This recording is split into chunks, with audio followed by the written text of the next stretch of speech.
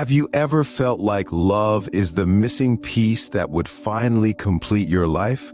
Society often portrays love as the ultimate goal, the pinnacle of human experience, and the magical solution to all our problems. But what if this relentless pursuit of love is actually holding us back from finding true happiness and contentment? Welcome to our deep dive into a perspective that might challenge everything you've been taught about love. Today, we're going to explore the wisdom of the ancient Stoics and their teachings on love. Before we continue, please make sure you have subscribed to the channel and turned on the notification bell to stay updated on all video releases. Remember to always strive to be the finest version of yourself. Introduction to Stoicism.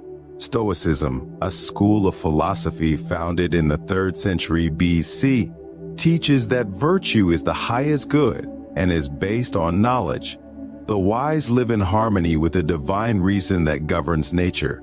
The Stoics had incredibly insightful things to say about our emotions, especially when it comes to love.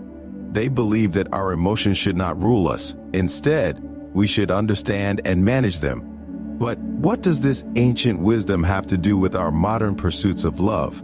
Stick around as we unravel the Stoic teachings and explore why they believed that we should not chase love.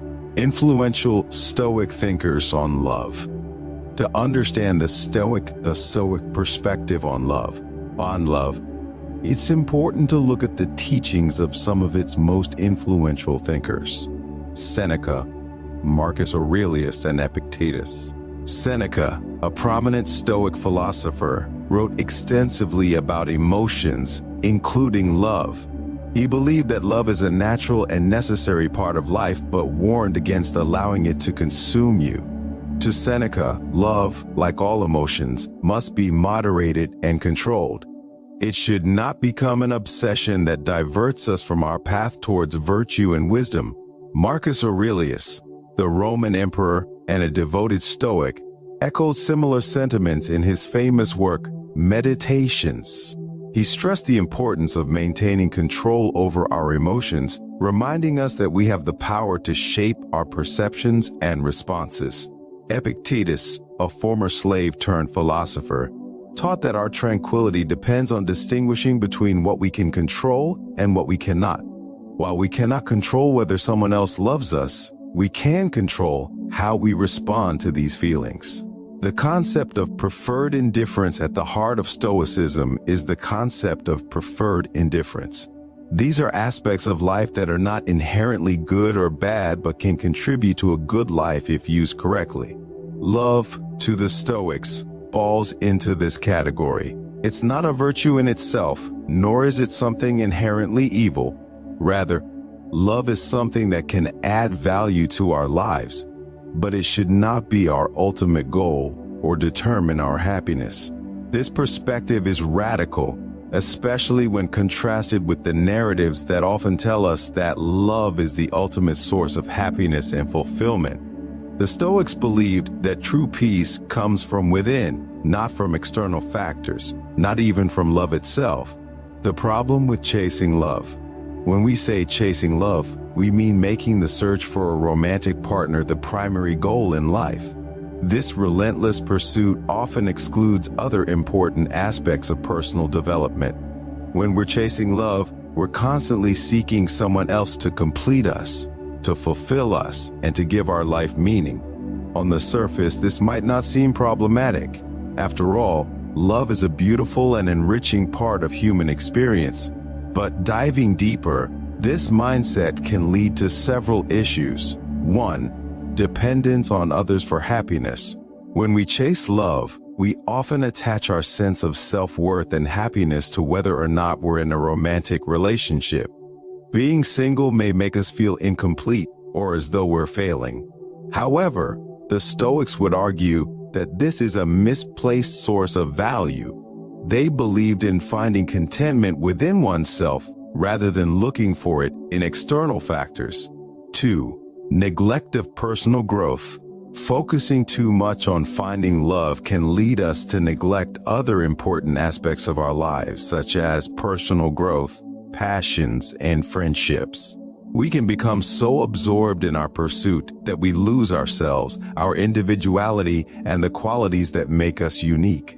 Without the relationships, chasing love can lead us into unhealthy relationships. When our primary goal is to be in a relationship, any relationship, we can overlook red flags, tolerate mistreatment, or settle for partners who aren't right for us.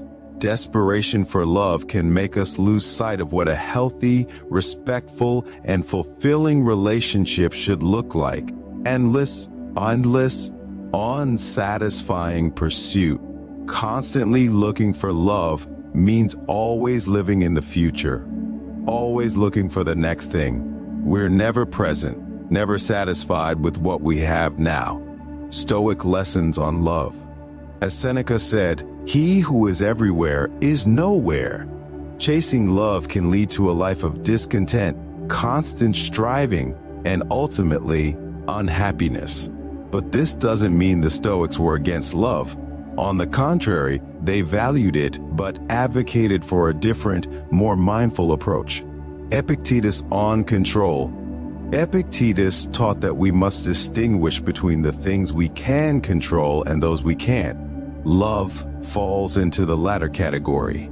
In his discourses, he advises, remember that you must behave in life as at a dinner party. Is anything brought around to you? Put out your hand and take your share with moderation. Does it pass by you? Don't stop it. Is it not yet come? Don't stretch your desire towards it, but wait until it reaches you. This means we should appreciate love when it comes our way. Engage fully with it when it's present, but not desperately reach out for it when it's not, or hold on to it too tightly when it tries to leave. Seneca on non-attachment. Seneca taught that one should love without attachment, knowing that all things are temporary. This is not to promote emotional detachment or indifference, but to foster resilience in the face of change and loss. He counseled, "He who loves with desire is always anguished." Marcus Aurelius on acceptance. Marcus Aurelius wrote, "Accept the things to which fate binds you, and love the people with whom fate brings you together, but do so with all your heart."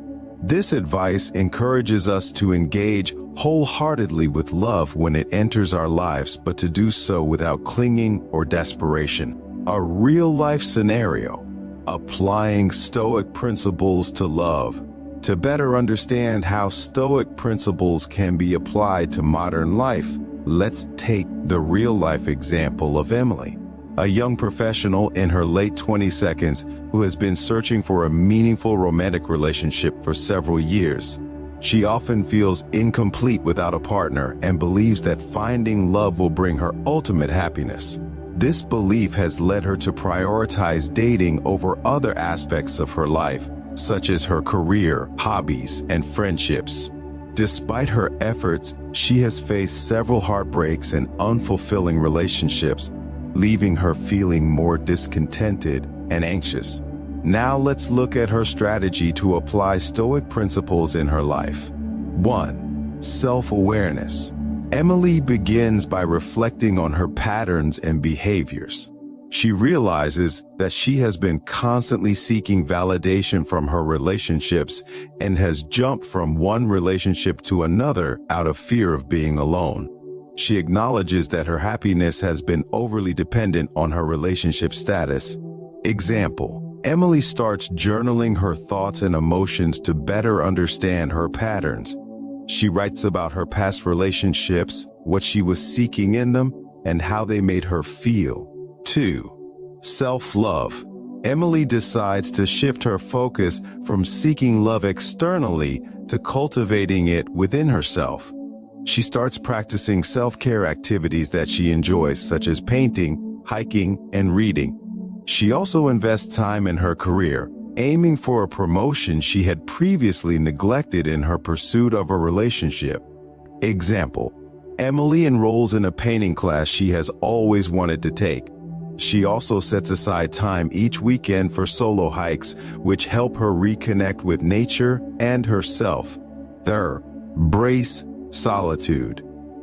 Initially uncomfortable with being alone, Emily begins to see the value in solitude. She uses this time to reflect on her goals, passions, and personal growth. Gradually, she starts enjoying her own company and feels more at peace with herself. Example: Emily dedicates one evening a week to spend by herself, doing things she loves without the company of others. She discovers the joy of quiet evenings with a good book and a cup of tea. Patience. Instead of actively seeking a relationship, Emily decides to let love come to her naturally. She stops using dating apps obsessively and focuses on living her life fully, trusting that the right person will come along when the time is right. Example: Emily stops checking dating apps multiple times a day. Instead, she goes out with friends, attends social events, and participates in community activities where she can meet people organically. 5. Mindful relationships. When Emily eventually meets someone new, she approaches the relationship with a Stoic mindset. She maintains her independence, ensures that the relationship is built on mutual respect, and doesn't make it the sole source of her happiness. Example: Emily meets Alex at a book club meeting. They start dating, but Emily continues to pursue her hobbies and career goals. She sets boundaries to ensure she has time for herself and her interests. Emotional resilience. Emily learns to manage her emotions better. She practices mindfulness and Stoic exercises to keep her emotions in check. When challenges arise in her relationship, she approaches them calmly and rationally, without letting her emotions dictate her actions. Example: when Alex has to move to another city for a job opportunity, Emily feels sad but remains composed. She discusses the situation with Alex, and they both decide to give a long-distance relationship a try, while also preparing for the possibility that it might not work out. By applying Stoic principles, Emily's life changes significantly. She no longer feels incomplete without a partner and finds contentment within herself. Her relationships improve as she approaches them with a healthier mindset.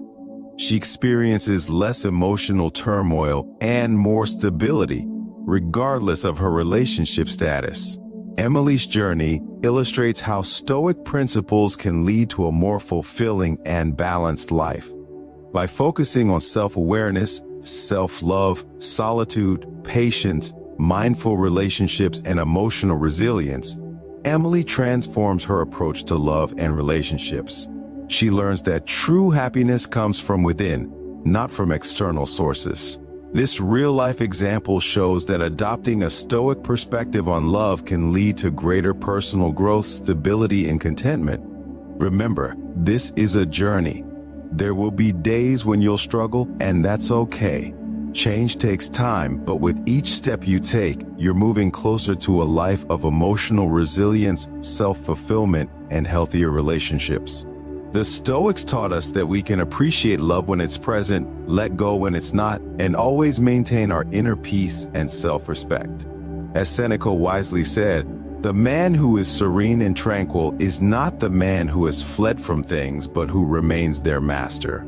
May we all strive to become masters of our emotions and our lives. Thank you for joining us in this journey through Stoicism and its perspective on love. If this exploration brought you value, consider sharing these insights with others. Remember, self-improvement is a journey that we are all on together. Until next time, keep growing, keep learning, and strive to be the best version of yourself.